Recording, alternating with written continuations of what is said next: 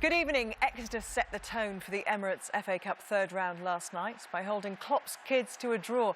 And we have 25 more matches for you with plenty of drama guaranteed. In the studio, we have a man whose overhead kick for QPR is part of FA Cup folklore, Trevor Sinclair, and an FA Cup winner in Mark Lawrenson. Well, one game didn't survive the weather, Newport against Blackburn Rovers, and there was real concern at the ground of the only non-league team left in the competition, Eastleigh. The aptly named Silver Lake Stadium was treated to all manner of drying treatments, some more successful than others, before their match against bottom of the Championship, Bolton, was finally given the go-ahead. Tony Husband donned his Wellington boots and squelched his way to the commentary box. Hundreds of volunteers, some of them Bolton fans, have helped get this game on. There were numerous pitch inspections by referee Ian Williamson through the morning, and finally the go-ahead. But parts of the surface are a cause for concern. Home manager Chris Todd can call upon plenty of league experience. James Constable made his name at Oxford United and was on target in Eastleigh's victory at Stourbridge in round 2. Dan Harding was playing in the Championship just last season with Nottingham Forest. Bolton are without Mark Davis and Zach Clough, both on the brink of being sold to raise funds. There are two changes from the side beaten by Huddersfield in the league. Frenchman Dorian De Vite is into central defence, while on-loan Arsenal frontman Wellington plays off striker Gary Medine. Bolton haven't won away this season. We wondered if this game would get the go-ahead. Some concern from probably both sides about the playing surface, but referee Ian Williamson has said, let's play. Now, Odebaid will test Moxey. It's heavy in those corners. Run made, and that's an early save from Ben Amos, and this still isn't away. Good block in there as well. Early threat inside 2 minutes. Odebaid just a little bit quicker. See the surface digging up as well. Drury's ball, the clearance from Amos, and then the shot actually hit James Constable. What a day for Derek Brooks, 92-year-old Eastleigh fan, and one of the founders of the original club in 1946 when they were known as Swaithing Athletic. Strevens, Reason, Odebaid now, good chance! Blazed over. Yemi Odebaid just had a side of goal for Chris Todd's men. Eastleigh finding a hole in the Bolton back line. Well set up, Odebaid just got a flyer, and that one out of the ground.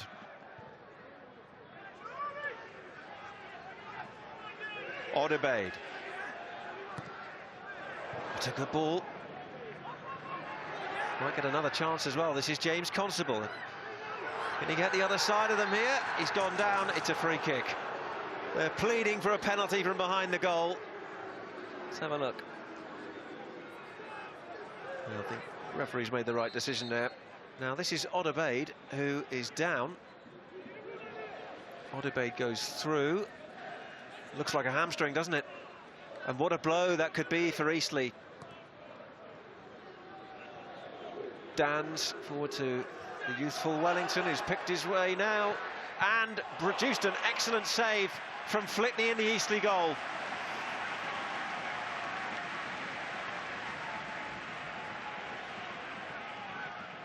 Bolton still threatening. Medine trying to get on the end of this one. Flitney punches away. Moxey.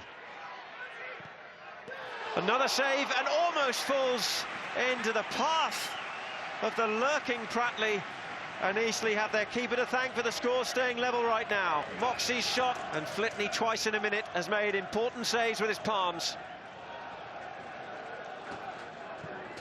Evans launches it for the new signing Qaid Mohammed, only signed on Tuesday. He's got James Constable in the middle.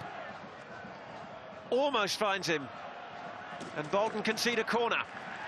What has Chris Todd got planned? Set pieces like this. Reason with the Eastleigh corner. Near post headed away by Moxey. He can have another go. Still players forward. And that has gone in! It's an own goal!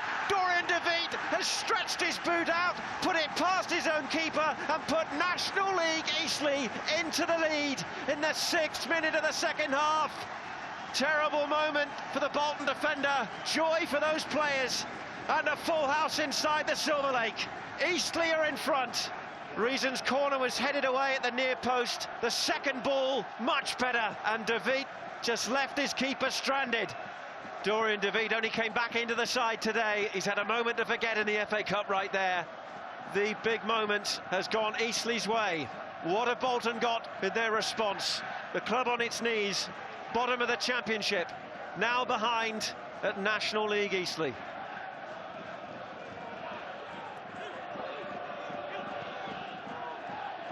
Reason. Oh, and this is set up for Partington. Well, what an opportunity for Eastleigh to double the advantage, and that really could have floored Bolton. He's through. And then it's a good challenge from Dorian DeVeet, ironically the man who just put through his own goal.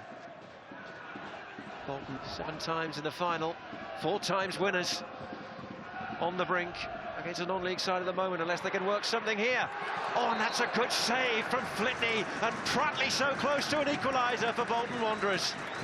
Nicely worked, Wellington. The layoff from Wheater, who's up there again, and once more Flitney with that left palm. Mohamed. This one's for Payne. Here's Mohamed, and Payne again, saved. Constable's there, and cleared away by Wheater. Payne was in there, Mohamed as well. Payne shot, good save. Constable couldn't quite pounce.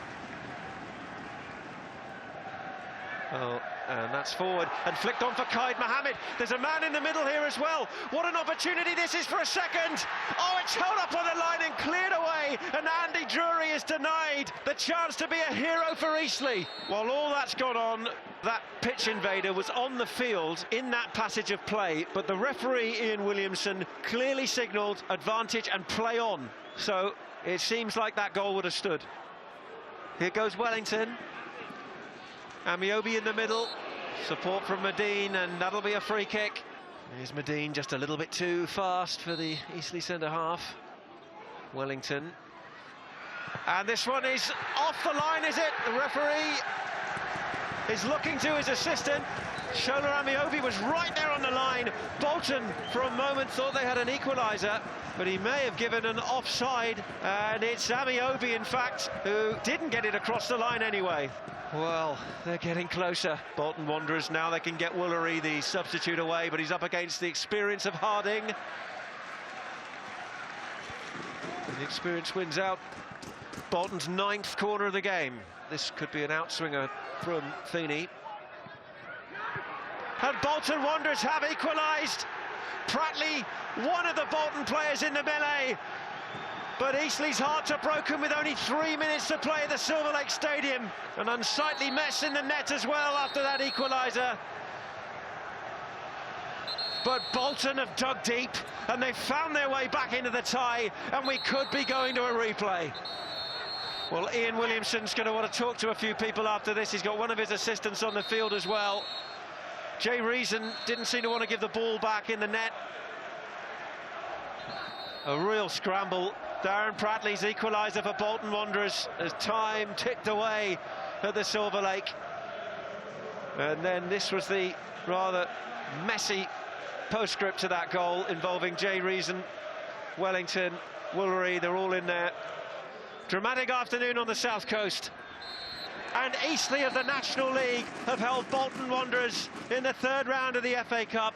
They will have a replay, but they very nearly had a huge upset. Darren Pratley's late equaliser saves the Championship side after they were behind to a Dorian DeVeet own goal early in the 2nd period. A game that very nearly didn't happen. When it did, we had all the drama we associate with an FA Cup tie. It goes to a replay. Full time. Eastleigh 1, Bolton Wanderers 1. It's been a very special day for the football club today, and there was definitely a special performance on the football field because we deserved to win today. I'm not going to push any punches, you know, we really did. And it's a credit to the players, really. You got to give great credit to Eastleigh. They played ever so well, but we knew they would because this was a big day, and the pitch was a great leveller, obviously, as well. I know from my own experience as a player, I've been on the end of a couple of giant killings myself, that this was never going to be an easy tie to negotiate. We still haven't negotiated fully yet, but I'm thankful that we have another crack at it now. You guys are here for an upset today, so all the cameras are here wanting us not to go through and Eastleigh to go through, which is fair enough in the FA Cup. It'll be a tough game back at the Macron, and it was important that we come away and we're still in the hat, and we've managed to do that. All of us, the whole squad, the whole place here, you can see how much effort's gone in for the game just to get the game on, and you know, I think as a group of players we've kind of repaid the people for doing that and put in a great performance, and you know, we've got a job to go and do now out there. Well, it was only at 1:30 that the game was actually given the go-ahead, and the pitch wasn't great. I don't know what Jurgen Klopp would have made of it. He was moaning about Exeter last night. He wouldn't have liked that. No. But you must have played on worse pitches in your time. Yeah, I thought I was smiling to myself when Neil Lennon said it was a great leveller, which is, Trev, honestly, believe me, I know you're a lot younger than me. That's the way that it used to be. And I think from Bolton's point of view, Neil Lennon had to say to his players, look, this is going to be really, really difficult. Nothing like the billiard tables you're used to playing on. And it took Bolton a while to get going today. Unsurprisingly, Eastleigh kind of made the most of conditions, didn't they, early on? And in the first half, they certainly used the pitch to their advantage. Yeah, absolutely. I think they're used to it. They're used to playing on them kind of pitches. I think you see it in non-league all the time. And, you know, for a National League side, I thought they equipped themselves really well, adapted to the conditions very well. And they went out with a game plan. You know, Chris Todd, the manager of Eastleigh, has told them clearly, get the ball wide, get balls into the box and see what Bolton can do with it. And early doors, they did that really well, and Bolton looked uncomfortable in a lot of occasions, and they could have scored 1 or 2 goals before they actually did break the defence and get in. Again, you can see it, no other thought in the minds of the players. Get it in the 6-yard box. Very direct. Very direct, but why not? You know, if it's causing problems, why not? And this one, it's an absolute peach of a ball by Reason. Great area to aim for, and David doesn't know what to do. He's not sure what's behind him. He sticks a leg out, and we see it so often. It goes into the back of his net, and it's a great start by Eastleigh. And I think the belief was there from the players from that moment Absolutely, confidence, and there didn't look to be a huge gulf between them at all, did there? I know Eastleigh are on the up, and obviously Bolton at the moment are not having a great time, 1 win in 20. But in the second half, you could see Bolton obviously getting to grips with conditions and causing problems for Flitney, who had a fantastic game. Yeah, and I think you have to give credit to Neil Lennon. He's told the players, listen, we can't be playing it through the middle of the park. It was too boggy. It was really bad conditions, and we need to start playing it a bit longer and a bit more direct. And they did that really well, and started asking questions of the Eastleigh defence on time and time again. But for whatever reason, Flitney didn't feel like he wanted to let the ball go in the back of his net, and you know, he made some absolutely fantastic saves. Really difficult as well. I think keepers will appreciate this.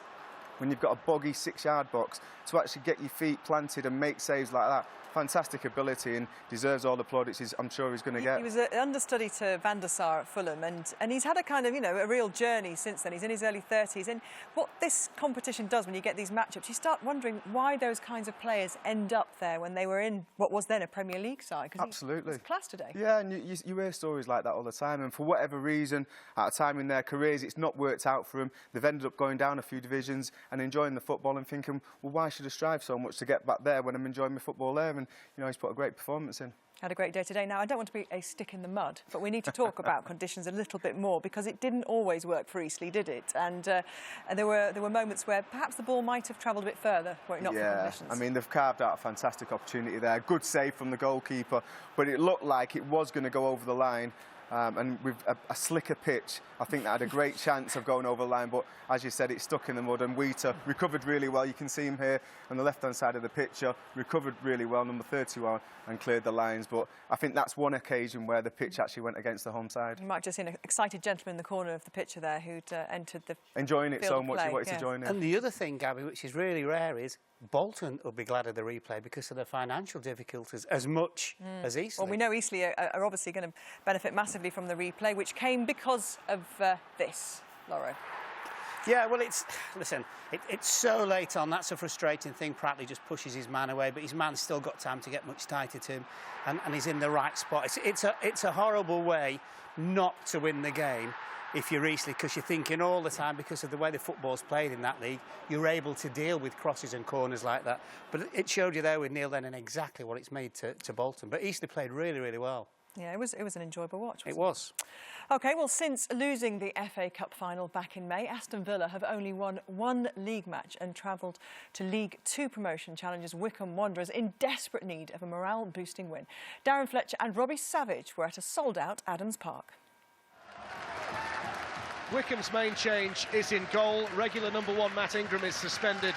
So 20-year-old Alex Lynch, who started last season's playoff final at Wembley, makes his FA Cup debut today. Wholesale changes, as always, for Aston Villa, it seems. 3 changes in defence. Clark, Akore and Richardson are all recalled. Top scorer Scott Sinclair starts, as does striker Rudy Gestead. And there's lots of experience and ability in reserve on the Aston Villa bench.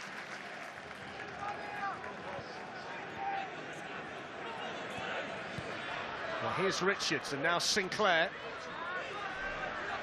Sinclair allowed to turn. It's Stewart across there, and then cleared away by Pierre. It was good centre forward play, initially holding the centre half off. Gestead's on his back foot. You've got to try and get across your man there. There's Remy Gard, the Aston Villa manager, still waiting for his first win. Away by Akore. And then Bloomfield and Wood, and there's an opportunity here. And it was an important interception from Bunn, the goalkeeper, because had that found its way through, Harriman was waiting for a tap-in. At this stage of last season, they were top of League Two. They're 6th at the moment, right in the promotion race, despite not having much in the way of resource here at Adams Park. Hill plays it forward. Richards has made another run from full-back, and he was looking to pick out Sinclair. It was away by Stewart this time. Here is Gestead, and now Bakuna. Bakuna with the left foot, which thundered into Aaron Pierre. Now Carlos Hill. Wood's the defender this time for Wycombe, and then Micah Richards, who can pick out the corner and settle the Aston Villa nerves at Adams Park. Captain's goal from Micah Richards, and the Premier League side have the lead. It was coming, pressure mounting on Wycombe's goal. It's the right back, Micah Richards. You know, he's been forward a few times. The ball goes out to a one-on-one situation. Hill, too much time on the ball. But look at Micah Richards, unmarked. You know, he's picked out that far corner. It's a great side foot finish. That's leadership there. Micah Richards, 1-0. Wycombe have never beaten top-flight opposition here in the FA Cup. Here's Gay, who can take on Bloomfield and then run into McCarthy, and that's going to be a Villa corner. So Leandro Bakuna has come out to take the corner for Villa. And it's helped on as well by Gestead. Who else? And then it was Richards again, wasn't it? Sliding in at the far post, looking for the touch. Yeah, you know, he was claiming for a penalty. I think he's just run off Thompson. Is it a pull back on the shirt? I think that could be a penalty, Darren. He's very lucky there to get away with it. I've not really been able to have a spell in the game where they've pressed Aston Villa and hustled and harried them so far. Here's Bloomfield, the captain. The defending done by Westwood, and the last touch came off the Aston Villa midfielder, so it is going to be a Wycombe Wanderers corner. Here's the corner from Jacobson into a dangerous area, and it was there for Pierre, who got there to the ball first and then couldn't keep the header down. What an opportunity. Great delivery again from Jacobson. He knows what a good chance it was for his centre-back, Aaron Pierre. Forward by Stewart. Here's Harriman with Richardson over there defending for Aston Villa. It's been a good battle between those two, hasn't it, Harriman and Richardson? Yeah, it's been a good positive start as well from Wycombe. Gareth Ainsworth, who remains optimistic despite the deficit. Block on the cross by Idrissa Gueye. Then Bloomfield was caught, and he was caught inside the penalty area, and Michael Oliver points to the spot. The ball was in the air a long, long time. It's Westwood who goes out for the challenge. It's the right arm of Westwood there who makes contact with Bloomfield. I think that is slightly harsh, considering that Micah Richards didn't get a penalty in the first half for the pullback. Jacobson against Bunn. 1-1. And it's another bump in the road for Remy Gard and Aston Villa. And the side 54 places below them in the league are back on terms at Adams Park. He was cool, he was calm, he was calculated, back of the net, great composure. Now let's see what Aston Villa are made of. What a game he got on now, Fletch. It's time to look at the character of Aston Villa, because you would expect now, would face an onslaught from the League Two side who have got their tails up, and here's Wood in possession. Now Thompson. Harriman's made his way in the box. Amadi Holloway's in there. Wood on the volley! Vital block by a Corey for Aston Villa, otherwise it's 2-1. Looking for a bit of inspiration, Gareth Ainsworth's side. Here's Jordan Ayew. Still Jordan Ayew, and they're backing off again, the Wycombe defenders, and he went for the corner and almost found it. Great feet, right foot, left foot, you know, drives it across the goalkeeper, but just wide. But you cannot keep letting quality players, and Ayew is, get into an area where he can have a strike on goal. There's Richardson, plenty of speed still down that left-hand side for Aston Villa. McCarthy did well to work back. Now Chisted. Shot took a couple of deflections, and Lynch didn't know where it was and was very happy to see it glance off the woodwork. The keeper was motionless right off the corner. Ayew will chase. Stewart will show his speed as well, although he got the last touch, and that's gone out for a corner. And is there going to be late heartbreak here for the League Two side? Aston Villa with the last opportunity if there's time. In goes the corner, deep one towards Lydon, who's been left completely unmarked. Back in towards Chisted, away by Aaron Pierre. And Wycombe Wanderers of League Two have earned themselves a replay at Aston Villa, and Gareth Ainsworth can celebrate. Tactics don't win games like this. It's personnel, it's desire and heart, and the culture of being a Wycombe Wanderers player. Nothing was left out on this pitch from any single player of mine. Thoroughly deserved the draw, I thought. I think the difference between the two teams at the start of the game was not very obvious during the game, and I'm a bit disappointed about that. The club's had a bit of a rocky patch financially over the last couple of years. We're very stable now, but you know, any little bonus like that is fantastic, and you know, and for the supporters to have a day out at Villa Park and the lads, you know, playing at a Premier League ground is great, you know, and these are the type of days that we have to enjoy because they don't come around very often. To be able to go up to a Premier League ground in front of how many thousands are going to be there, and to put yourself on that fantastic stadium with fantastic history, Little Wycombe Wanderers. It's an awesome moment, and for the fans as well. I'm sure they'll be queuing around the blocks for tickets to go up there already, and I say very proud to be the Wycombe Wanderers manager. Andrew Howard's backed me all the way, the chairman, and this is for him just as much as anyone else, because he's a fantastic, realistic chairman to have. They could have won. Some might say they deserve to win, but the financial implications of that replay are huge for a club like Wycombe. And Gareth Ainsworth in the build-up was talking about how he accounts for every 5 pence the club spends. Well, he's got a lot of 5p's coming when they play the replay. And of course, for a club like Wycombe, it may allow him to get a couple of players in, even on loan, in the January transfer window. Might make the difference between getting the playoffs or getting automatic promotion. So it's no wonder that he knows every single penny that's going. I said going into that, it could have been a morale-boosting performance victory for Aston Villa. It was neither. But we should have a little look at what at times was a great performance from Micah Richards, who was coming up and down as a right back, as fans of Man City in England might remember seeing him. And Fiorentina as well, Gabby. I think the thing is when you've been playing centre back and all of a sudden you're asked to play right back, it's like this great release, because you know you're allowed to pile forward, which we see him in these particular clips. And it's very, very important, obviously. I mean, he played really well going forward, but it's very, very important that when it comes to defending, you've not got to switch off, which is just exactly what he did from this particular incident, where his man gets in and has an opportunity. And in the Premier League, that could possibly have been a goal. But, you know, it's... That apart, he worked extremely hard, and again, there's a completely different fitness, because instead of sitting in your armchair as a centre-back, you're making runs after runs after runs. And here, I think he was so shattered, he thought, I'm not running back for a while. And he had a little bit of a break, because if you see in a minute... Nice place centre forward. Yeah, and I'll just have a little breather up here like all these forwards do, Trevor. Right, and eventually the ball comes through. I mean, it's a really, really good finish. You might kind of say, did he scuff it a little bit? It's a bit of a shank. But even so, it's just a very, very good finish. And of course, you know, that made all the difference, and should have had a penalty. But then we see about 75 of those incidents every week, don't we? But he was definitely pulled back. There's no doubt about it whatsoever. So he could have actually got a couple of goals. 1 week that would go for next week it wouldn't. You see that the touches he puts in here, the work he puts in. You know him well, Trevor. You said there it may be just the defending, you know, kind of not as comfortable with that. That's his job, though, obviously, on week in, week out. So is it that, or is it that physically he's not built for that anymore? I think physically he's going to have to adapt. You know, you look at players that play on in wide areas on the pitch, a little bit leaner, a little bit slighter.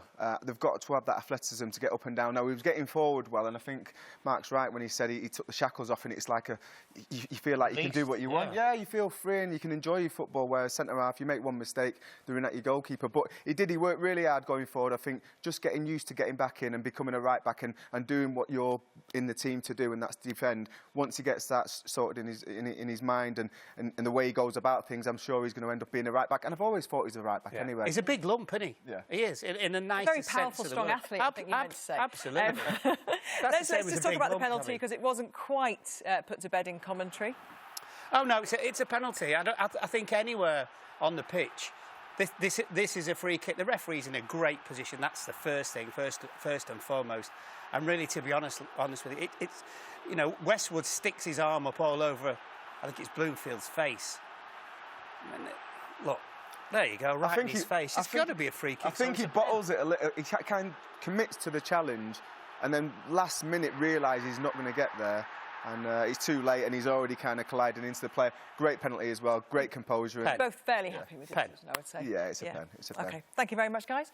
Well, if you love a bit of David against Goliath, some third-round romance, well, you're going to enjoy this next crop of matches. We'll start at the Hawthorns, where Tony Pulis picked a full-strength West Brom side to face Championship Bristol City, in the hope, perhaps, that they wouldn't appear quite so close to the top of the running order on Match of the Day. At the Hawthorns, they have fond, perhaps fading memories of their last FA Cup success back in 1968. That may be why Tony Pulis wanted to play a strong team despite worries about fixture congestion. But that team didn't respond particularly well. They might have gone behind to Championship side Bristol City had Jonathan Codger taken this chance, and he knew how big a chance it was. Pulis decided to send on Saido Berahino, a striker whose future is much speculated about. His impact was almost immediate. Within 4 minutes he took aim, a goal which underlines his value to the Baggies. Bristol City are in trouble in the Championship, so who would have expected what came next? Luke Freeman's free kick picked out Codger, and the Robins were level. The celebration showed that something had stirred within City. A team in no sort of form at all in the league attacked Albion with a newfound purpose. Burns' pace has done well against Evans. Low pass into the box. It might fall into Freeman. Freeman takes a touch. He shoots. It's a save by the keeper. Rebound. Agard! Goal! Kieran Agard, the substitute, he's only just come on, has scored, and the Hawthorns just gone crazy. 6 minutes to go. West Brom 1, Bristol City 2. The Premier League side were on the brink. In fact, the game was in the 5th minute of stoppage time when they launched one final desperate effort. Johnny Evans queued up James Morrison and they'd rescued it. A creditable replay for City earned, but their manager felt they should have had more. To be 2-1 up and there's 5 seconds to go from that free kick, I mean, you know, the free kick, by the time the pass goes wide, 5 seconds, it's done. The game's over.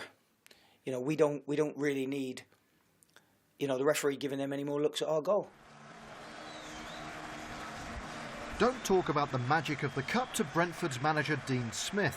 When his new Championship side pulled his old team out of the bag, he must have thought the FA Cup gods were having a laugh. And indeed, it was Smith's former League One club who left West London with broad smiles. History favoured the Bees. They'd won all 3 previous FA Cup ties between the two. But the sting to this tale was provided by Sam Manton. The Saddlers in front, a sore point for Brentford's manager, no doubt, during the half-time chat. Brentford did have their chances, they just didn't take them. Neil Etheridge had plenty to do with that. In fact, Walsall might have made their victory even more sweet, but James O'Connor couldn't quite add icing to the cake. All a bit of a nightmare for Brentford's manager Dean Smith. Instead, Walsall's new management marched them boldly on to the 4th round for the first time in a decade. I think they're a credit to Dean and Richard as well, because, you know, I've just took over, so I think Dean and Richard were in a win-win situation. No, I thought they were terrific. We made it hard for the good team. You know, I know they're a good team because it's my old team who I know an awful lot about. But we were too far off them in the first half. We never played with our normal intensity and got punished. Peterborough and Preston had never met in the FA Cup before today. After this, North End and manager Simon Grayson won't want to again. As is always the case at the Posh, they come dressed for the occasion. West Ham loanee Martin Samuelsson was only cleared to play in the competition this week after extending his loan deal until the end of the season. The 18-year-old Norwegian scored a belter to put the home side in front inside 7 minutes. Not a bad way to make your FA Cup debut. Peterborough are a side in form, having won 5 of their previous 6 games at home and are in the League One playoff places. And it was them that pounced again, making it 2-0 just after the break. Star striker Connor Washington heading home his 4th FA Cup goal this season and his 13th in his last 14 games. Championship side Preston had no answer. Their best effort saw Tom Clark's header cleared off the line by Michael Smith. Victory then for Peterborough, and sweet revenge for former Preston boss Graham Westley. It's the FA Cup third round. Everybody wants to be a part of the FA Cup, and that's really the only focus that I have got today.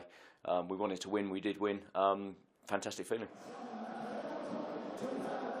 It's been a season of struggle for these two. Both have relegation on their minds. Colchester's travails are in the league below Charlton's, not that you could tell. Marvin Sordell put in George Moncur, and that's the finish of a man with 10 goals this season from midfield. The Addicts are not a club in harmony at the moment. Tensions are high between board and fans, how they could do with some fortune. None here for Christian Ceballos. League One Colchester survived, then thrived. The Sordell-Moncur partnership worked again for them. This time they reversed roles. Moncur's pass and Sordell's 6th goal of the season set the U's course for the 4th round for the first time in 10 years.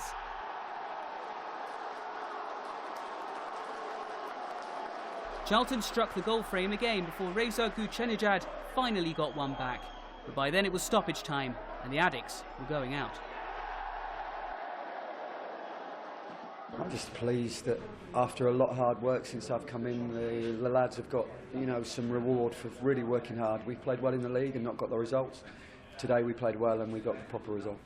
Let's pick a couple of moments out of those matches. James Morrison's equaliser, first of all, Lauro. There are a few quotes coming out at the end of this saying how long that extra time was, and well, they maximised it. Yeah, they did, but you know what? I think great thing about it, Gabby, is they worked the goal. They just didn't lump it into the box. It's a case sequence of 4 passes. I know Steve Cottrell said there was only 5 seconds when they took the free kick, but don't give the free kick away. Full team out there as well, Tony Pulis. I was quite surprised, actually, but they'll be pleased now they've got a replay. Let's have a look at Sam Manton's goal as well.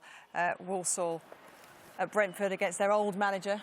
Always nice, always nice. I mean, listen, he takes the ball in his stride. Good feet, and what a finish, clinical finish. He knows what he's doing, looked really cultured on that left-hand side. Dean Smith did a really good job at Walsall, and I think the players are just trying to hammer that home that he's left the wrong club.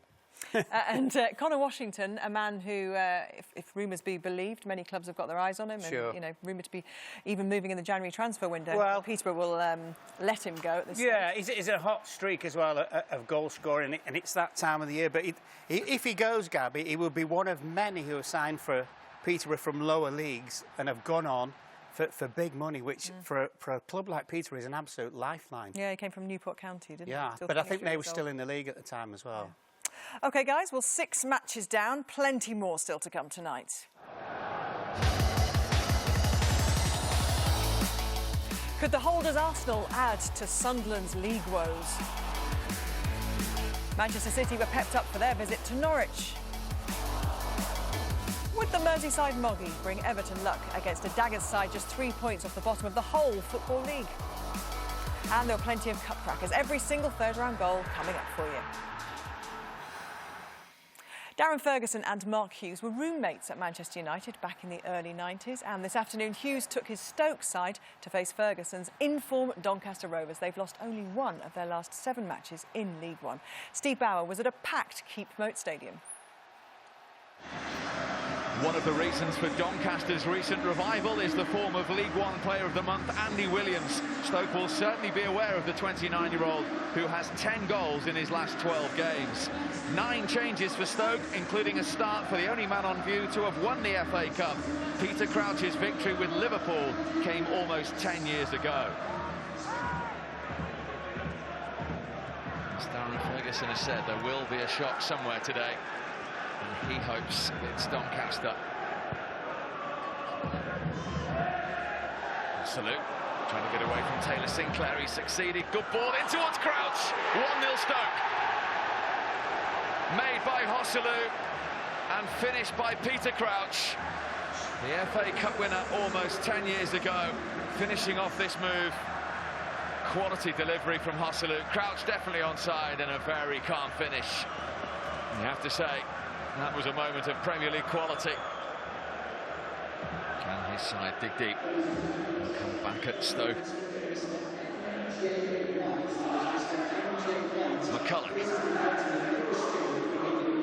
Good run. You might go all the way, McCulloch. He's still going, and he's squared it to Tyson. 1-1. Nathan Tyson equalises for the League One team. Well, he finished it, but that was all about the Northern Ireland international Lee McCulloch. He kept going, saw the space and had the awareness to roll it into Tyson. Denied first time by Howgard, but alive to the situation to finish off the second opportunity. It's been a good response from Doncaster, and they're back on terms. Neatly done by Grant. Tyson. In towards Williams. Oh, and then Alcott went to ground. Huge appeals. And Keith Stroud, the referee, unmoved. Well, Tyson's delivery asked the question. There appeared to be too much contact from Juve on Alcott. Williams. Oh, a lovely feat from him. Grant's gone on ahead of him. Vina available to his left. Here is the Frenchman. Ball from him. Charlie Adam to bring it clear for Stoke, and this is promising for the Premier League team. They've got 4 forward. Here's Walters in towards Crouch. In came Juve, pushed away, and Crouch has missed it. Can you believe that? That is a let-off for Doncaster. Well, Stoke can't quite get their head round why they're not 2-1 in front. Oh, that's a poor goal kick from Torsten Stuckman.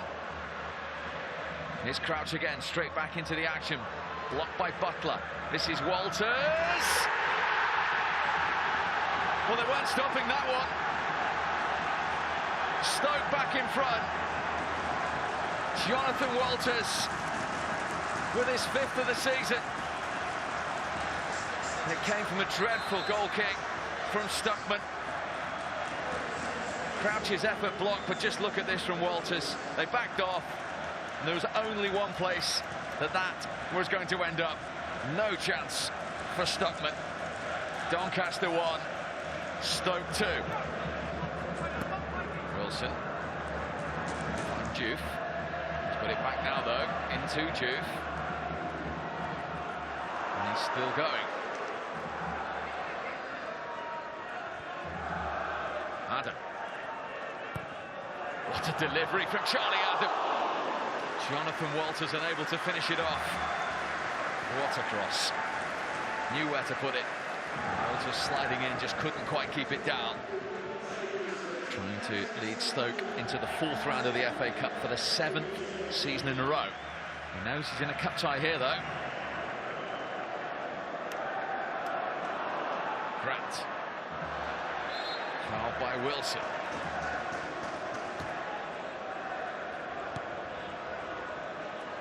Short to Chaplin. Drilled in towards Butler. Oh, off the bar. Andy Butler with a header. Howgard was beaten. Well, this almost caught Howgard out. And that's how close Doncaster were to a second equaliser. Forward from McCulloch. Here's May. Cross towards the substitute, McKenzie, who got his head to it. Oh, and then it's lifted over by Tyson. Is that the opportunity that Doncaster were looking for? In from Chaplow. McKenzie jumping. This is Curtis May. 4 bodies in the penalty area here for Doncaster. Away by Volshard. Final minute of stoppage time. Back in from Curtis May. Oh, and that was a chance. And it was Butler again who threw himself at it. Just a couple of yards out. And the 32-year-old couldn't find the target. Doncaster played well on the dig, got a good quality of ball into our box, and we had to defend really manfully at times, but in the end we just had a little bit of quality. 2 great goals, that's won us the tie, and we're delighted with that. We kept going and we played some really good football. We caused them problems at times against obviously a very good team. I thought it was a penalty at 1-0. I think it was a penalty, and really unlucky not to get something from that game. Wasn't the easiest of games. We knew what they were all about, and there's some good quality players in their team, and it showed today. They had good players on the pitch, but as I said, happy with the goal and the big man to get one as well. So 2-1, we'll take that. Well, they had to work to get it, didn't they? Because Doncaster wanted that just as much as Stoke. And Nathan Tyson in particular, you've pulled out his tenacious performance. Yeah, he was all action, Jackson. You know, in the afternoon he was everywhere. He was causing a problem going forward. He was defending, see him here. Gets his body in the way really well. Looks after the ball. Little jink of the shoulder. See you later. Good cross into an area. He's not picking anyone out. He's just putting it into an area. Here you see him. He's playing centre forward. He gets beyond his own full-back. And you see a little bad touch there. Good trigger point to go and close the ball down. Here you see Woolshard. It's a bad foul by Woolshard, but he's not had enough. He was at this all afternoon. But it's great to see Nathan Tyson looking after himself and giving a bit back. Obviously a bit aggressive. Bit aggressive, but you know, you don't want to shrink Violet in them situations, and he stands up for himself here. He's in space. He doesn't need to move much. Not a bad finish. Follow-up brilliant. I think Phil Barsley looking at that, especially from this angle, will feel he could have sensed a bit more urgency. And it ends up in the back of the net. He'll be disappointed with that. For me, Alcock here, definite penalty. He gets the wrong side. He works really hard to get the wrong side of Diouf. Diouf just tramples all over him. And if the referee or the linesman see that, I think they've got to give the penalty. Wrong side. For me, it's a stonewall penalty. And Tyson's cross as well. Yeah, again, he's involved. And he could have made a name for himself as well at the end there. Good opportunity. Just can't get his foot over the ball to keep it on target. And they're unlucky, Doncaster. He played really well. He's always been a handful, him, at all levels. Forest, he was at Wembley for a long time. Peter Crouch, you also want to have a quick look at. He's only made 7 appearances so far this season, and there were 9 changes to this Stoke side today. Yeah. He was one of them. And you wouldn't really have known the way that they played, Gab, because they played extremely well. It was a really open game, this, and the great thing was, I mean, here Sinclair, the left-back for Doncaster, gets himself in an awful mess, but it's a great movement by Peter Crouch, just gets in front of the marker and flicks it in. He hasn't started that many games. I think he's what is he now, 34? But you know what? He certainly knows where the goal is. The only problem here is, I mean, it's a terrible bit. Wait to see when he tries to pull his shorts up. I think it's a new dance he's learned from his missus. What's this? What is he doing there? Right, but forget about that. What a fantastic touch from the goalkeeper's miss kick. And I wouldn't like to say that he passed for Jonathan Walters, but it came to Jonathan Walters, and that's just a clinical finish. And just talking about Crouch, it's the transfer window's coming up. He's always scored in the Premier League. All those teams down towards the bottom of the Premier League, I bet they get a few phone calls asking for Peter Crouch. Yeah, and I've just dug out Phil Barsley for his defending, but when Jonathan Walters scores that goal, it's his overlap that takes the defender away, so he's done really well going the other way. You want to give him one back? Got to.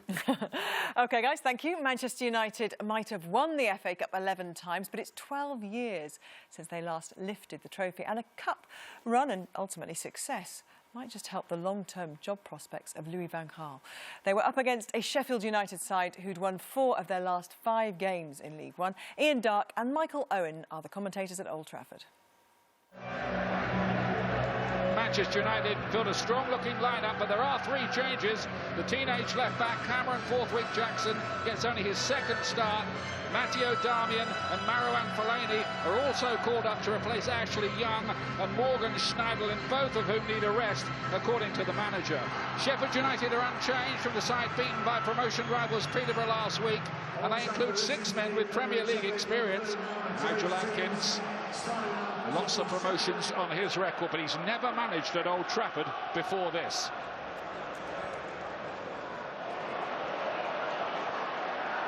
Darmian, good idea. Rooney attacking that, got there before the goalkeeper.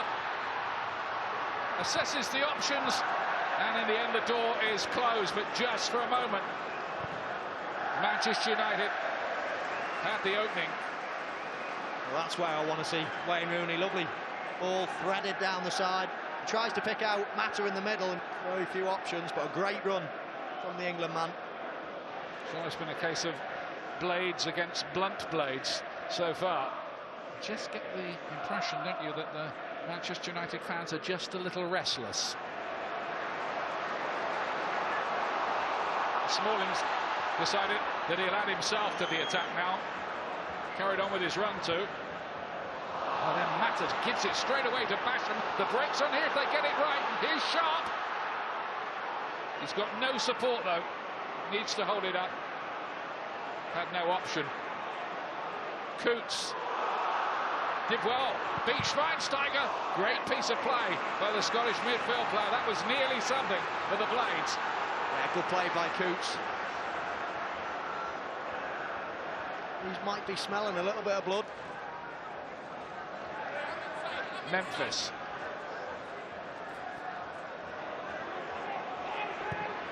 I'll go for it, he thinks. Nothing else is moving ahead of me. Yeah, and he hit it really well. This is ironic cheers, isn't it, from the Manchester United fans because they had a shot. Yeah, it's normally the away fans that would do that, but amazing. Here's Chris Basham driving through. Pop didn't really get hold of it. Chris Basham's shot was the first effort on target by either side. This is at the three-quarter point of the game. You can't help but think back to what you've seen at this place over the years, and these stats do become even more incredible. Here's Martial, policed all the time by Collins. He turned him well though. Clever piece of play by the young Frenchman, and he was fouled too. Free kick, dangerous position. What, 25 yards out? I think it was a good decision. That there is probably a foul. It knocks him off balance. Blint and Pereira are there. Manchester United, can they end this frustrating night by getting a match winner late? Pereira to play it in. It's fallen him and Martial. Great block. Smalling missed his kick right in front of goal. And Sheffield United breathe again. A fantastic block. Brayford. Yeah, brilliant. Well, they're happy. Yeah. They've been having a party right the way through. It's going to be 6 added minutes. There might be a bit more than that as well. Chants from the mischievous Sheffield United fans have sacked in the morning to Louis van Gaal is going to wake up to some more unsavoury headlines after this performance, which hasn't been a good one. Although here's Memphis, who's been brighter than most, and goes down, and it's a penalty! A penalty to Manchester United right at the death. Well, he does so well, does Memphis. Dean Hammond, I don't know what he's doing going to ground. It was almost under control. There was 3 men around. And what a lifeline this is for Manchester United. Wayne Rooney in stoppage time to surely win it for Manchester United if he converts. And he does. Manchester United, after a night of, well, sterility and frustration, get a late winner. Nerves of steel from the England man. But you have to feel so sorry for Sheffield United players, manager, fans. You have so many quality players. Just wondered, how surprised are you that so often at half-time the scoreline is 0-0 here at Old Trafford? Now, you have to see also how the opponent is playing. And everybody shall give applause to Sheffield United. And of course, they were very organized and very well defending. But it is much more difficult to attack than to defend. Jaws hasn't really had a shot to save, you know, when we look at it that way. So we've come away from home. We're lying 8th in League One, I think it is at the moment. Man United are 5th in the Premier League. It's a full house. if you're in the Premier League, you'd come here and want to make sure that your defensive results. So I think great credit to the players doing that. We've got 8,500 supporters who have travelled, and they've seen the players give their all. You have to make the pitch as big as possible. We didn't do that, and that's why I changed the wingers in the second half. And then I think we improved a little bit, and I was very pleased that Rudy shoots the penalty. Well, there was dissent in the crowd, and you can see there part of the reason. It's a build-up, isn't it? Because in the last 10 games, they haven't scored a goal before half-time. They don't look like scoring a goal before half-time, Gabby. That's the problem. They are so cautious, and they play an extra man out like a defensive player in midfield. They pass the ball sideways. It's just not the Manchester United Van that Gaal says a win's a win. It is a win. You've got Paul Scholes saying he'd be embarrassed to be in the shirt tonight and play in that performance. So where do you sit on Paul Scholes could still play for Manchester United at the moment. I don't know how long he's been finished. He is far better than any midfield player that they've got, by the way.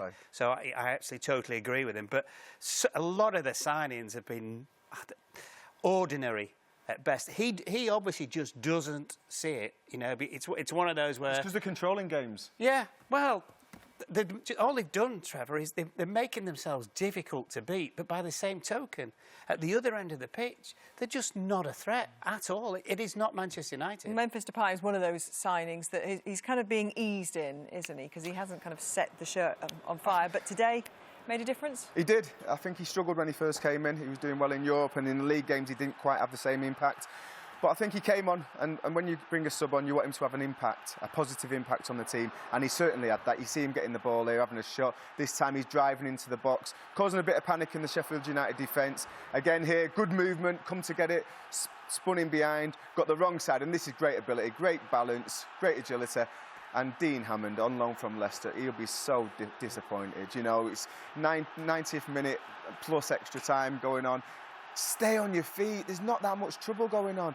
Dives in, thinks he's got there. I mean, it's a great touch and great little balance from Memphis, but it gives the game away. And as we'd expect, Wayne in these situations, cool as ice, and you know, he puts the game to bed, and it's disappointing because Sheffield United have worked so hard as a team. That would have been a cracking replay, that. Yeah, yeah. When you're looking round, we can't see any other cracking replay. I mean, credit to Sheffield United. I think Memphis is a substitute. It came for a lot of money. There's a lot of pressure on a team that's not playing well. When he starts, he's not very good. When he comes on, he does seem to make a difference. OK, time for another crop of matches, kicking off with a fairly lengthy coach trip to Portman Road for 2008 champions Pompey, who've fallen from the highs of the Premier League back then to League Two now.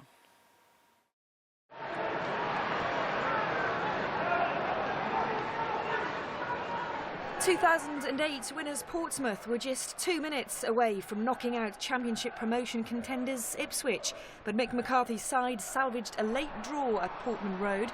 Ipswich went ahead after the break. Tommy Orr, unmarked in the area, netted the rebound after Brett Pitman's effort was saved. 2 minutes later, Pompey were level. A clever move, Roberts, McNulty with a deft turn, and Kyle Bennett on the overlap, firing into the bottom corner. And it was Portsmouth, a side who've lost just once in their previous 11 games and who lie 46 places below Ipswich, who looked the likely winners.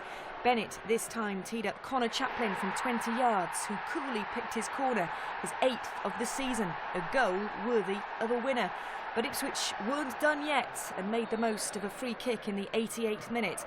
Ryan Fraser cleverly deceived the Pompey defence to spare Town's blushes. There was not much keeper Brian Murphy could do. McCarthy admitted Portsmouth deserved the win, but instead his side will head to Fratton Park for take two. We're lucky we've got a draw out of that game. They were excellent, Portsmouth. It looked like it was out of our grasp again, but what's pleasing about my team is they don't give up, and we've ended up with a draw. Their focus may be firmly on Premier League promotion prospects, but Derby were still keen to avoid a slip-up at a soggy Victoria Park. Hartlepool, fourth from bottom of League Two, appeared to have a daunting task on their hands, a case of all hands to the pump. New Derby signing Abdul Kamara made quite an impression, on the crossbar at least. But an hour into the game, home spirits soared, as, ably assisted by Michael Woods, Crystal Palace loanee Jake Gray spectacularly gave the League Two strugglers something to shout about. For Derby's head coach Paul Clements, former club Real Madrid and the Bernabeu must suddenly have seemed an awful long way away. But credit to his championship promotion pushers, they quickly recovered their composure. Midfielder Jacob Butterfield off the bench and quickly finding his range to level it. Brian Clough began his managerial career at Hartlepool before moving famously on to Derby. He might have approved of a draw, though the great man rarely stuck to the script, nor did veteran striker Darren Bent. Giant killing seekers forced to look elsewhere.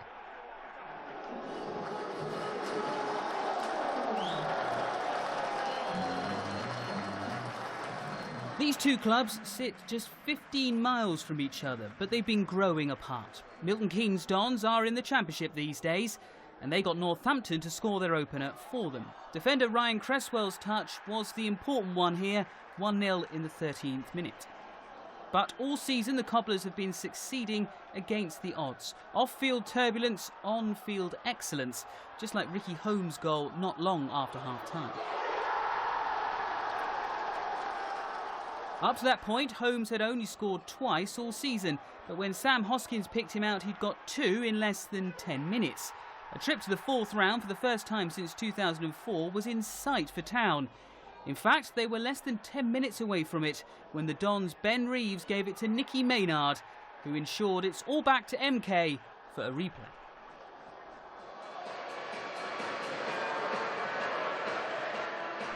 The last time Birmingham and Bournemouth met at St Andrews, Bournemouth thrashed the Blues 8-0. They then went on to win promotion to the Premier League, while Birmingham shortly after appointed Gary Rowett as manager. Jan Kermorgant had an early chance for the visitors, only to be denied by the crossbar. This was Birmingham's first match since the departure of Demarai Gray to Leicester. They appeared not to be missing him as they took the lead through captain Michael Morrison, who towered above the Bournemouth defence to nod home David Cottrell's free kick. Jonathan Grounds then brought Ewan O'Kane to ground. Penalty, Bournemouth. Up stepped Lee Tomlin, one of 11 changes, to score his first goal for the South Coast club since his £3 million summer move from Middlesbrough. Birmingham then had a penalty of their own. Viv Solomon Otterbar played a neat pass through to Michael Kiefenbeld. O'Kane, this time the villain. James Vaughan with the chance to be Birmingham's hero, only to blaze over the bar. His reaction telling. Was that their opportunity missed? It appeared not. Bournemouth keeper Adam Federici switched off, as did Bailey Cargill. Blue sub Jacques Magoma pounced, only for his shot to bounce off the inside of the far post, and no luck with either rebound. And so the Premier League side prevailed. O'Kane's header saved, but Pugh's effort was fumbled by Adam Legsden to allow Glenn Murray the final say. It could have been 3, but Matt Ritchie's header hit the post late on. But Eddie Howe's Bournemouth had already done enough to book their place in the 4th round. Is that a missed opportunity for Birmingham City? Bournemouth made 11 changes to their starting lineup, and they had their chances, didn't they, City? Yeah, you would say they'd be disappointed, especially with the changes they've made. It's an opportunity for them to get at Bournemouth and win the game, but just didn't have enough on the night.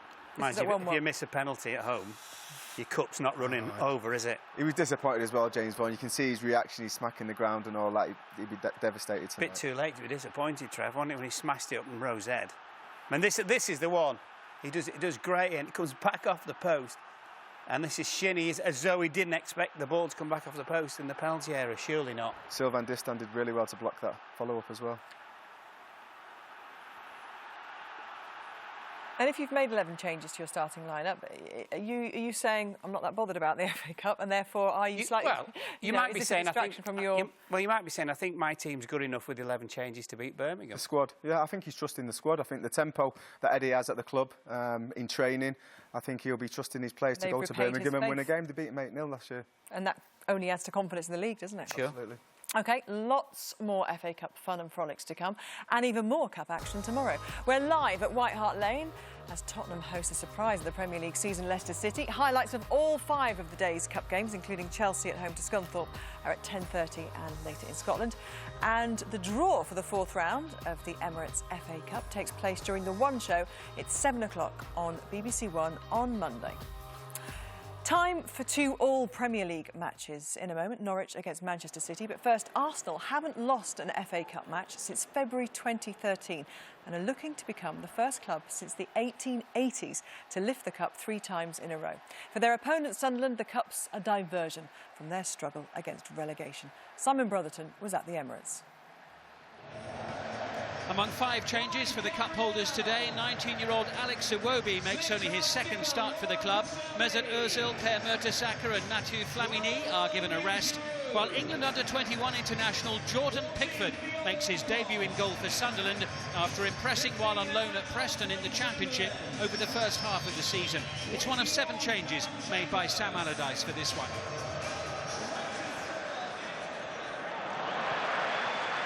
And now it's with Oxlade-Chamberlain for Arsenal. Walcott was screaming for the ball here. Giroud, forward comes Gibbs, good save by Pickford. First time Sunderland's debutant goalkeeper has been called into action and he was equal to it. Walcott there wanted the ball played quickly. Oxlade-Chamberlain went to Giroud instead.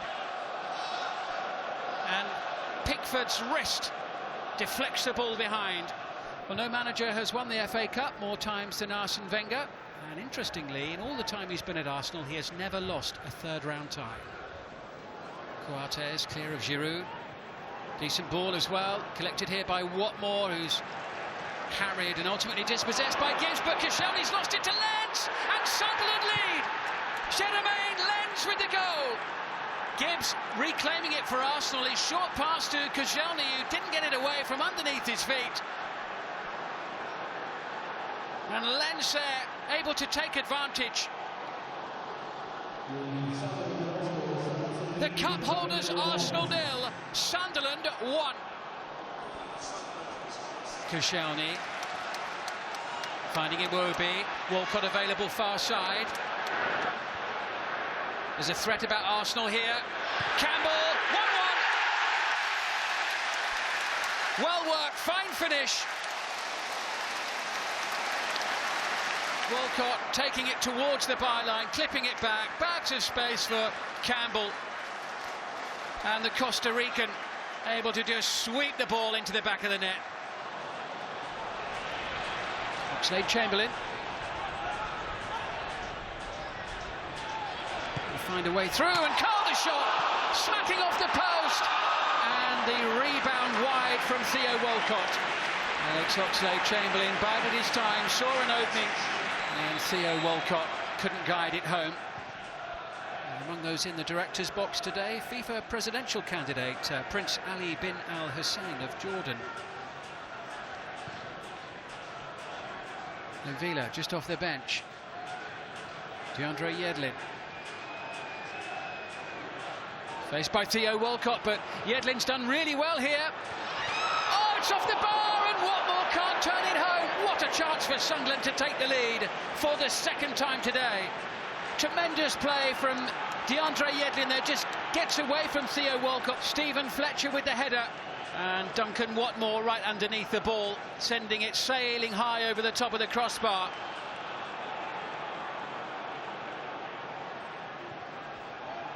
Bellerin. Campbell, lovely return, what a pass, beautiful stuff, superb goal, finished off by Aaron Ramsey.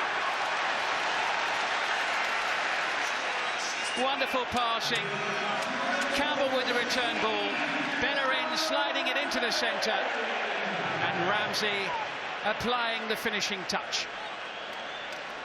And having gone a goal down in the first half, Arsenal have now turned the tie around. Excellent pass, good running by Bellerin once more, 2 in support. He looks for Olivier Giroud, who slides it home. Pinpoint football again from the cup holders, who surely now are heading into the 4th round. Lovely pass. Bellerin always a willing runner. And on a plate for Giroud to slot it home.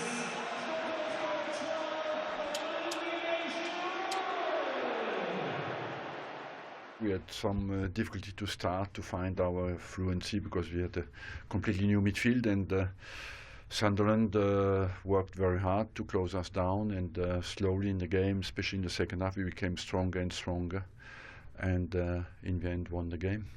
I'm just a little sad the way we've thrown the game away on the goals that we allowed Arsenal to score. I thought defensively we should have done an awful lot better than we did and made it easy for them in the end just to win the game. So we wasted a lot of hard work, a lot of energy, and a lot of good play for 70 minutes, and in the space of 5 minutes just thrown it away, sadly.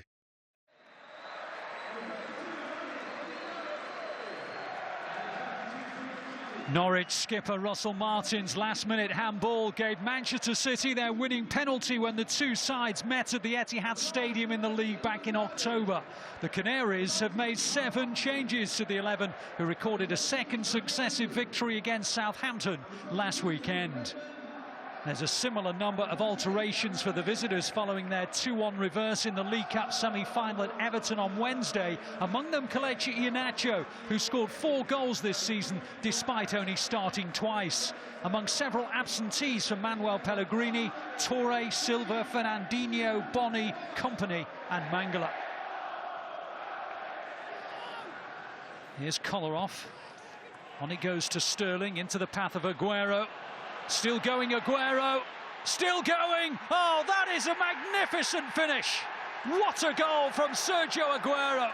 Well, there have been so many questions about whether or not he was at 100% fitness, and that goal tells you that he is as sharp as a tack.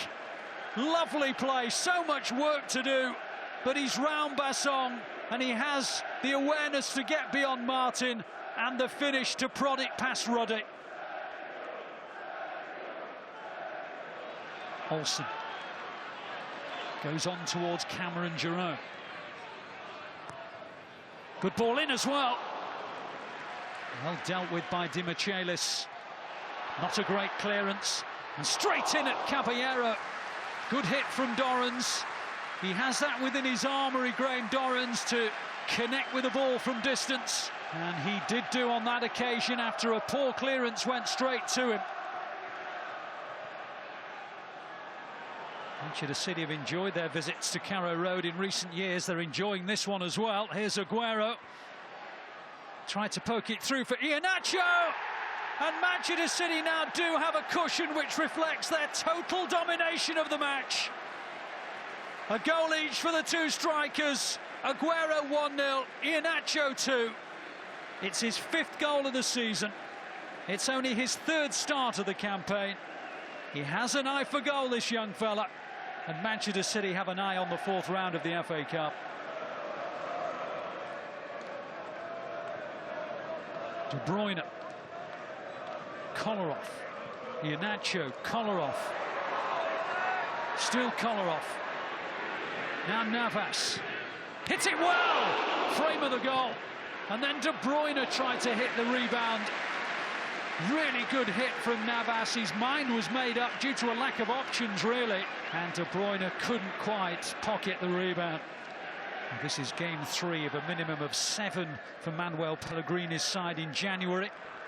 Here's Navas. On towards De Bruyne. Still De Bruyne. It's gone in. De Bruyne had Bennett in his pocket. Twisted him one way, twisted him another. And fired it in despite the best efforts of Ruddy. De Bruyne's goal, Manchester City 3-0 up and into the 4th round draw. I think that was a very good performance. We played against a difficult team here in their stadium. They were winning the last 3 games. They were in a good moment. And I think that from the beginning we were a very aggressive team. We'll forget this game as of just now, to be honest. You know, our bread and butter's the league, and we'll turn our attentions to Wednesday, and then we've got a real important game on Saturday as well. So as far as we're concerned, we just need to sort of put this to the back of our minds and get ready for the next sort of 2 important league games coming up. Hope he's not watching, just reminded him. But let's go back in time a little bit and go back to the first match, Arsenal's performance. I know you want to wax lyrical about the goals, and clearly Arsene Wenger taking this competition seriously. A strong team today. Yeah, back-to-back cup winners. They want to do it again. It looks like they're serious about it. You look at the defender there. He's looking. He can see Campbell. Van Aanholt can see Campbell. Again, he's looked again. He can see him. I'd like to see him a little bit closer, because that's where the goals are going to get scored. And his back turned to the attacker's no good. He doesn't know where he is, and he runs off the back of him, and it is poor. Here, pace, I mean, it's genetic sometimes. You cannot compete with that. Bellerin's got pace to burn. Nice little 1-2. It's impossible. Great finish from Aaron. He's only been on 2 minutes, and this pass by Oxlade, that is exquisite. Takes it in his path. There you see Giroud. He's earned that space now, Bellerin, because he's scared of his pace. Giroud's pointing where he wants it. Again, the defender's body position is poor. And what a dream of a ball that is. I mean, for any centre-forward, get on the end of that and you get yourself a goal. And Giroud does that and finishes well. How do you defend against a team playing like that? Well, looking at Sunderland with difficulty, to be honest with you. But they reacted to everything. They weren't proactive. And this was a bit of a bromance, wasn't it, with Walcott and the fan, which is extremely nice of him. But you know what? If your mate was an Arsenal fan, Gabby, and he didn't go to that match, and he said to his pal, saying, "What were Arsenal's goals like?" You go, just classic Arsenal goals. If you watch all 3 goals, they just pass the ball into the back of net because the pass is designed in such a way you don't break your stride, and it's just so easy. He's got Oxlade-Chamberlain's pass on his phone now. He just keeps watching it again and again. Let's have another look at Aguero from Man City's an individual goal this week. Well, the fella's the best striker in the league, bar nobody. Normally takes him a few games to come back from injury. We know he's had 1 or 2 problems because of that, his hamstring and everything, but there is just no stopping him. And he just sucks everybody in, and he's got such a low centre of gravity, twisting and turning. He is their most important player now, Manchester City. They really need him now, don't they? Oh, They seem seriously. to be in that kind of form. Yeah, well, you know, Boney's not bad. He's not Aguero. OK. Well, time now for a batch of matches featuring teams knocking on the door of the top flight and those already there. We'll start with a Premier League head-to-head at Vicarage Road. 2 Premier League sides, but no big changes from either of them for this one. Newcastle included the likes of Daryl Janmaat, and the Dutch international became the first of several to be denied by Watford's Aurelio Gomez. Wasted chances would become an unfortunate theme for Newcastle. Moussa Sissoko did all he could to lay on Ayoze Perez. Opportunity missed. And with half-time looming, they inadvertently created one for Watford. The last place Jorginho Wijnaldum wanted this pass to go was to the feet of Troy Deeney, a man more than capable of shouldering the goal-scoring burden, even without regular partner Odion Ighalo. Newcastle haven't won an FA Cup match since 2012, and success continues to elude them, however close they came. And Alexander Mitrovic can't have got much closer. As their last chance of a trophy this season ebbed away, Newcastle's Sissoko sent one towards Florian Thauvin for one last go. As so often for Newcastle, nearly, not quite.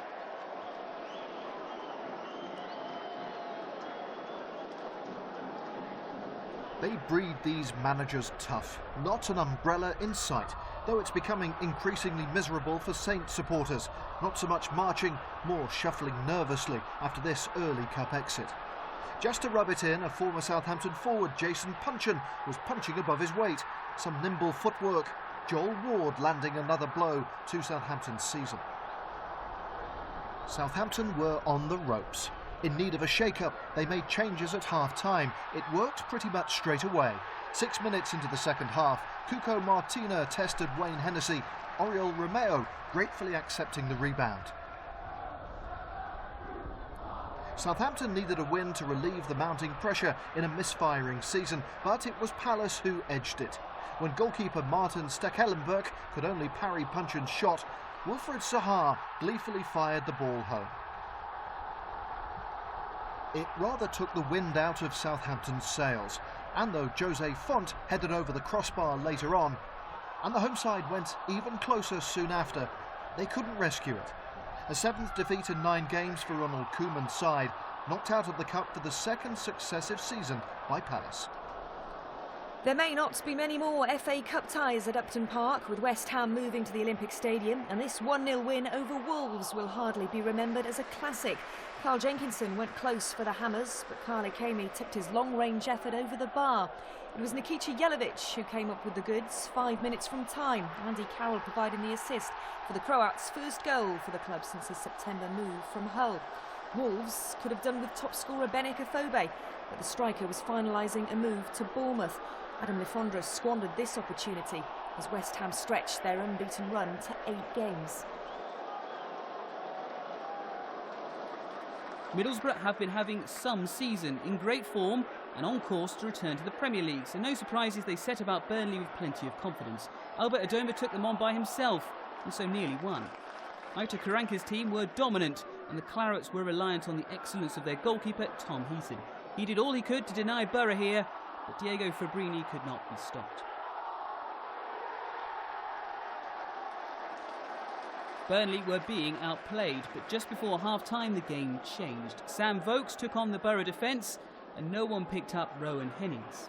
Now Sean Dyche's team talk would be different. Middlesbrough had won their last 4, but Burnley sensed the chance. George Boyd had a go, then Stephen Ward had a better go. His first goal since May 2014 means Borough must concentrate on promotion. Burnley have the 4th round to look forward to.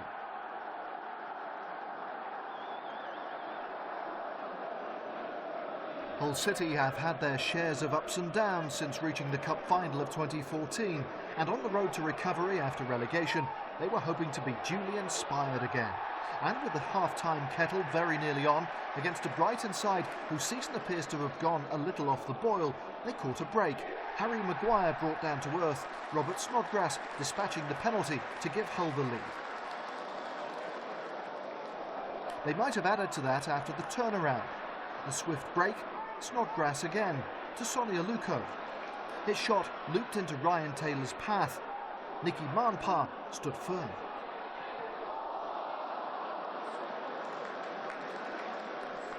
Sam Baldock tried his luck from distance. Brighton later struck the bar, a case then of close but no Seagulls cigars. Instead, just a post-match consoling drink. Talking of rounds, for Hull it's into the next one. For Brighton, it's now 5 games without a goal. A dry January indeed. Let's go back to Newcastle's trip to Vicarage Road, and they're often criticised for fielding weaker sides, Newcastle. They didn't do that today. And Watford did rest some key players, and still they couldn't break them down. No, and, you know, we have to obviously congratulate Watford because ultimately they've won the game. And I think it was a Newcastle performance, actually, that was full of a lot of good things, apart from their finishing. And I think, as a manager for Steve McLaren, it gives you something to cling on to. But the problem is, Gabby, they just now seem to be having narrow defeats. And, you can't score goals in this league. OK, it's the FA Cup today, but you're playing against a Premier League team. Yeah, if you can't score goals in the Premier League, you're always going to struggle. It'll be very interesting to see what they do in the next 3 weeks in the transfer window. You think they'll be busy? Very. You think, or you've obviously heard Slaven Bilic say that he values West Ham's run in the FA Cup, or at least an FA Cup victory, more almost than the league. So you seem to think that they're a good outside bet, West Ham. I think so. I think that, they're playing well. I think the way they've adapted this season, the quality they've brought in, I think they look really dangerous going forward. If they can show it up at the back and keep clean sheets, they've got a great chance. And, Slav actually said he'd rather win the FA Cup, and he was holding it, like imaginary holding it, saying he'd rather win the FA Cup than finish 4th. And I think that's really refreshing to take the competition seriously. I'm not sure the owners would be agreeing with him, though. Well, it's interesting. It's our live match tomorrow, of course. So you've got Spurs-Leicester, and we're expecting both those teams perhaps to be a lot weaker than they normally are in the Premier League, because they clearly don't, do they? They want top absolutely, points. And that's an advantage for West Ham as well. So if other teams are not taking it as serious, I think they've got a great chance. Crystal Palace did, of course. They played a full-strength side. So. OK, well, after 20 years without silverware, it might just be time to unlock the Everton Trophy cabinet. They're in a strong position in the semi-finals of the League Cup, and today faced a Dagenham and Redbridge team struggling at the bottom of League Two. Martin Fisher is on the mic for this one. After missing the last 13 games with a knee injury, Phil Jagielka is back to skipper Everton. It's been an even longer absence for Stephen Pienaar. It's his first appearance for the club in 274 days. Dagenham and Redbridge include loanees Oliver Muldoon and Joe Worrell, who only joined the club on Thursday. John Still began his third spell as manager on New Year's Eve. Success today would surely eclipse anything he's achieved in his career. Oviedo. It's a good ball in. Kone with a header. It came off Worrell, I think. Little flick header from Kone. Was it going in? But for the deflection off Worrell. There's Kone. There's the touch from Worrell. It's a good ball in. Flicked away by Nosworthy. Funes Mori used Lennon as a decoy and then goes for the curler. Splendid save from Mark Cousins. Goalkeeper who celebrates his 29th birthday today. Clean sheet. He's top of his birthday wish list. Lennon in behind Hemmings and brought down by the fullback. Just too tricky for him there. All about concentration now for those wearing yellow and black shirts. Oviedo's delivery. Kone's header and Everton's lead. It's taken them 32 minutes. Aruna Kone with the headed goal. His first goal since he scored a hat-trick here against Sunderland on the first day of November. And Aruna Kone, who won the FA Cup with Roberto Martinez for Wigan 3 years ago, gets Everton's first goal of this season's competition. Everton 1, Dagenham and Redbridge 0.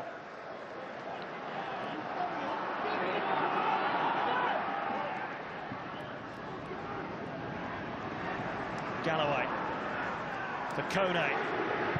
May as well hit it and does, and Cousins with a very smart save.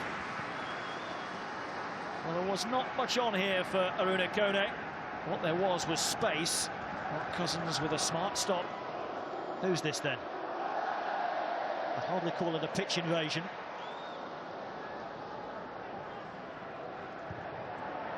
Kone. Running at Passley. He's got away from the fullback and he's picked out Lennon. It's lovely, it's Morales, goes down. That's a penalty. Well, suddenly it was quick, and it was too quick for tired Dagenham and Redbridge legs.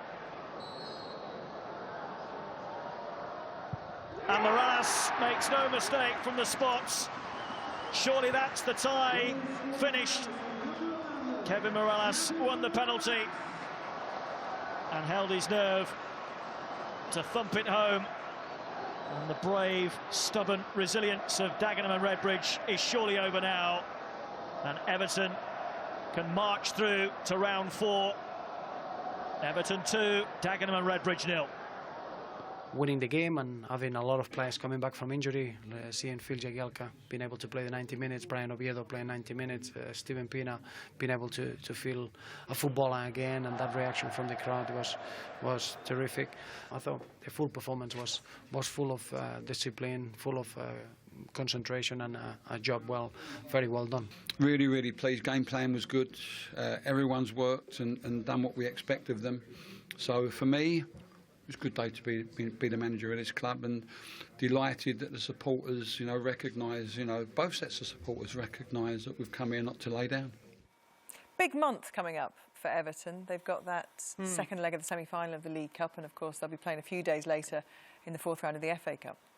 They've got a really good footballing side, Gabby, where the problem's been in the last kind of 3 to 4 weeks. They've got in front in games and not really killed the opposition off.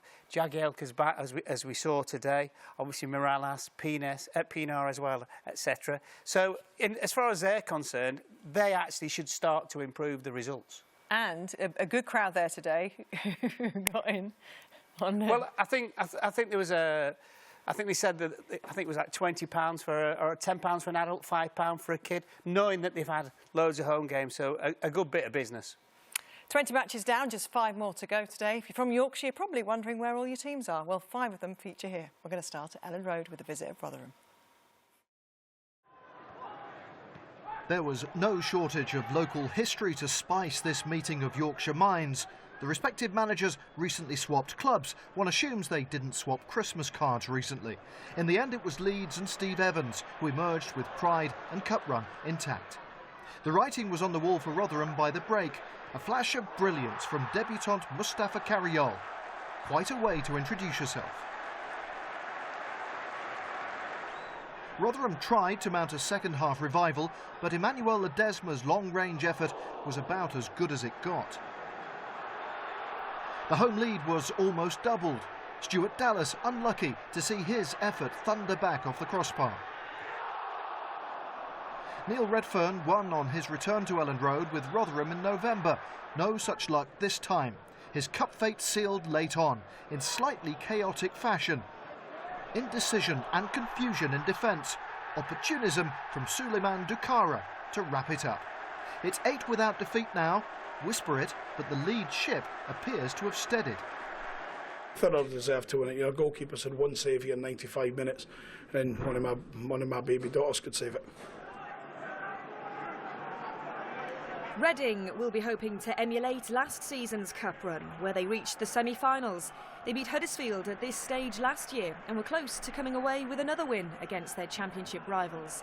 But it was the home side that made the breakthrough, Jamie Patterson heading home after nearly an hour. But Reading was soon back in it. Mathieu Vidra's fine solo effort took a slight deflection as it looped over keeper Joe Murphy.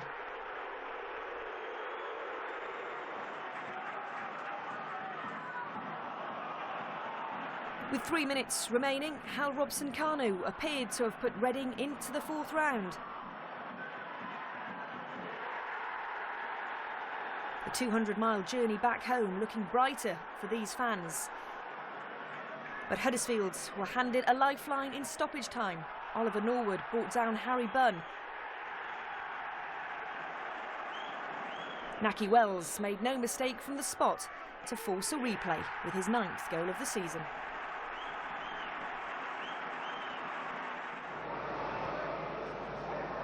A week ago, these two met in the Championship, and Sheffield Wednesday won. They're faring better than Fulham in the league too, so no surprise that they went ahead. More of a surprise how they went ahead. Barry Bannan will remember his second of the season for some time. Fulham weren't stunned. In fact, they went up the other end and equalised. Tom Cairney did a lot of the work, but it took a Ross McCormack shot and a rebound before Moussa Dembele finished it.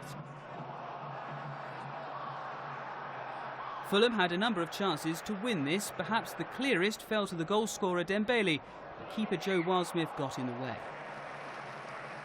The Wednesday boss, Carlos Carvalhal, said their tactics were to let Fulham have the ball and pounce. So when it came out to their striker, Ate Nuhiu, the plan came together perfectly. This weekend, like last weekend, Wednesday winners.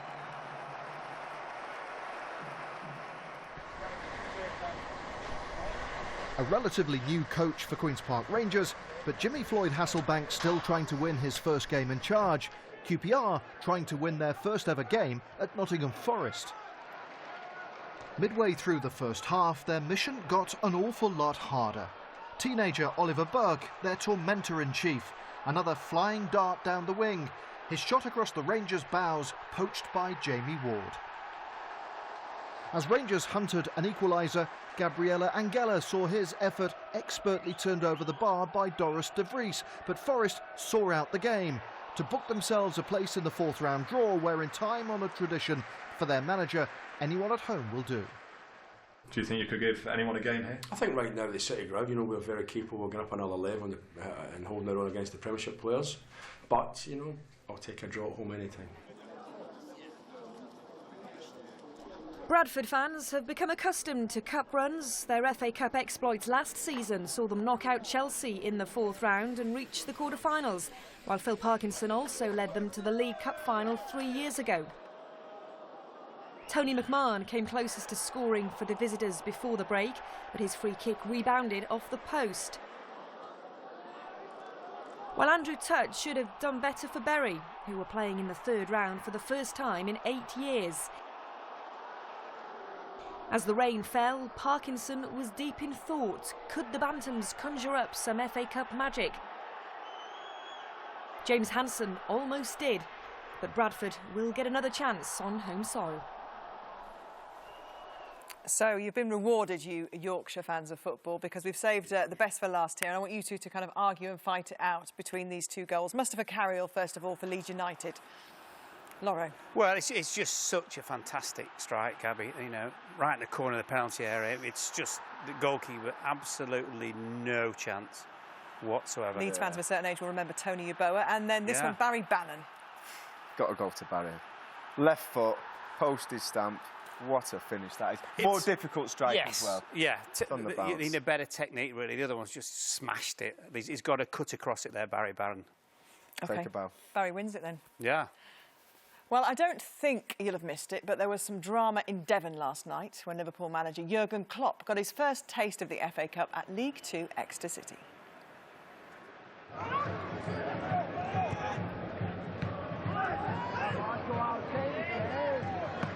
Reed's on the run here, and in front of Jose Enrique to play it across towards Nichols. Exeter City strike first in the FA Cup third round. Scored by Tom Nichols. It is his 10th goal of the season.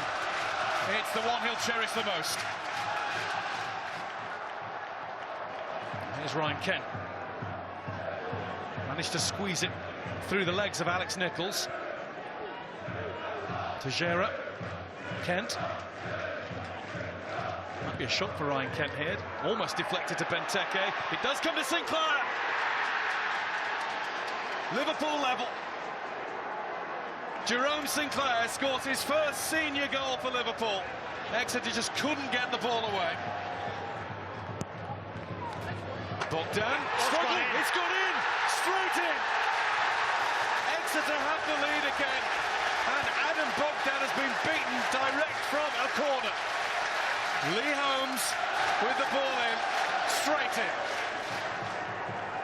Smith. Benteke. Kirivella. Here's Ojo. There was a slip from Davis. Clear to Smith.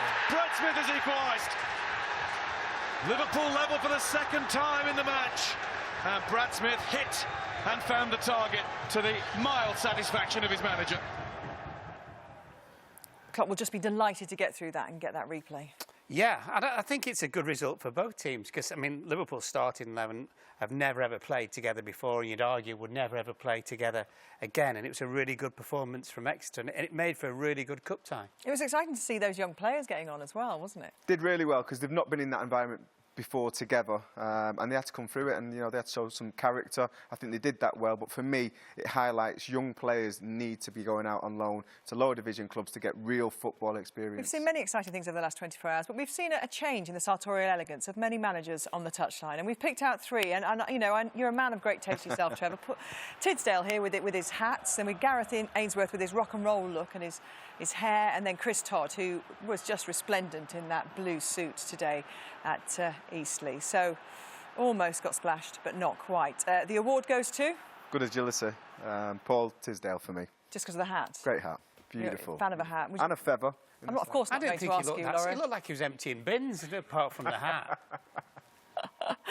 OK, well, we'll leave it to Trevor. Thank you so much, guys. Pleasure. Trevor, Laura, we've enjoyed those third-round exploits today. There's more, of course, to come tomorrow. We're live at White Hart Lane for you at 3:35. But if you're still with us now, I'm guessing it wasn't you in the lottery tonight. And it wasn't quite the jackpot for Eastleigh today. But at least their number is still in the draw for the fourth round on Monday. From all of us, a very good night.